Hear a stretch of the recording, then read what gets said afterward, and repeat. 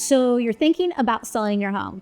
That can seem daunting, but don't worry, I'm going to walk you through the entire process from start to finish, from preparing your home for sale to actually moving out, so that you have a much smoother transition from selling to moving into your new home.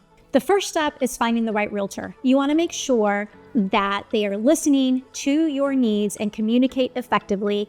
What's their marketing plan going to look like? And are they going to get you the most value for your home? The next step is for the agent to give you a market analysis. From this market analysis, you'll be able to determine within the last 6 months how many homes in your neighborhood that are most similar to yours have sold for. By setting the right price, you will be able to sell your home for the most value. If you don't get the right price up front, it will take longer and buyers will view the property as stale and something might be wrong with it when maybe there's nothing wrong except for you decided on the wrong price. So having a knowledgeable realtor that can analyze previous sales in your neighborhood is extremely important.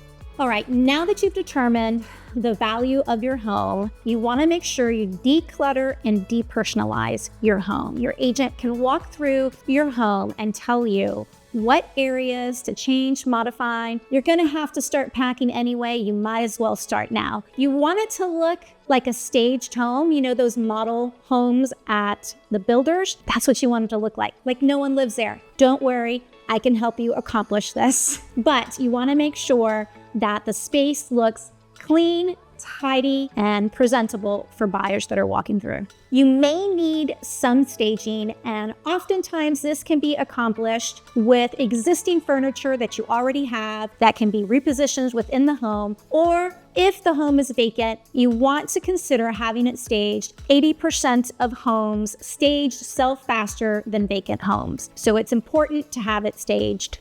If your home is vacant and you need to get it staged, there are a variety of different options you can choose from in order to stage your home. It could be as expensive as $3,000 up to $10,000. It really just depends on your home and what areas you need to stage, because sometimes, to be quite honest, buyers have no vision and you need to lay it all out for them.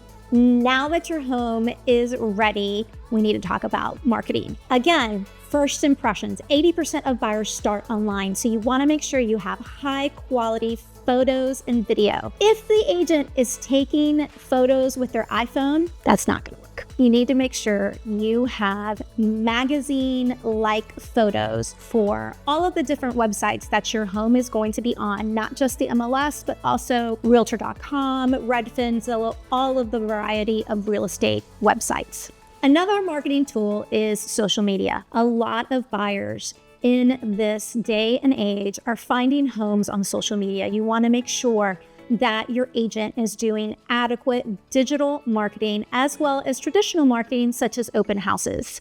Lastly, don't underestimate the power of word of mouth. If your agent has a great network of not just past clients and their sphere of influence, but also really great agent relationships, you could potentially sell your home off market for a higher price. The next thing you need to prepare for is receiving and negotiating offers. You want to make sure you look at all of the terms of the contract. I know you want to look at only price, but there are other things in the contract that could cost you money or make you money, depending on your situation. If you want to move out early, if you need a little extra time after closing, if they want to have a long option period, there are many things that can be negotiated in the contract. So you want to make sure you review all the items with your realtor so that you can respond to the offer.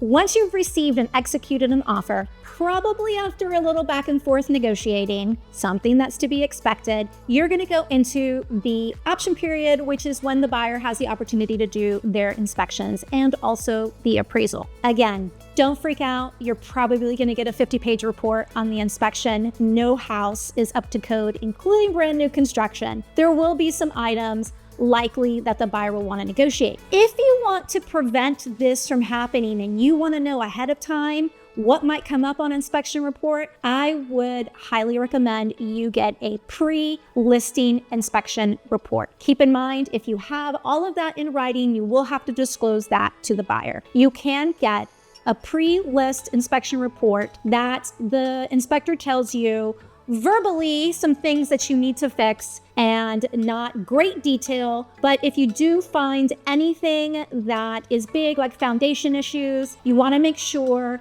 you disclose everything possible to the buyer and make sure they are aware of any issues. The next step is going to be the appraisal. A lot of people freak out about the appraisal time. If you've priced your home properly, you won't have to worry about the appraisal. It should come in just fine. If for whatever reason it doesn't, your realtor should be able to communicate with the appraiser about items that potentially aren't listed in the MLS that bring additional value to your home.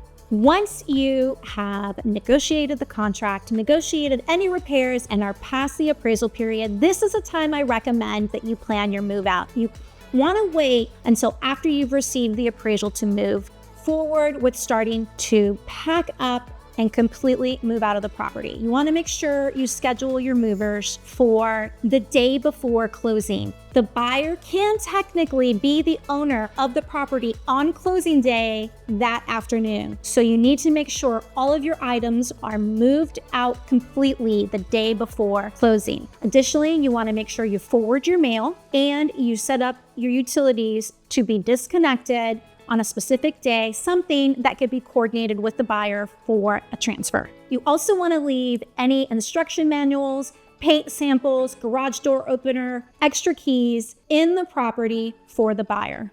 A super nice gesture for sellers to do for buyers is to leave the contact information for anyone that services your home, typically pest control, lawn maintenance, maybe HVAC if you have a warranty and you're transferring it over.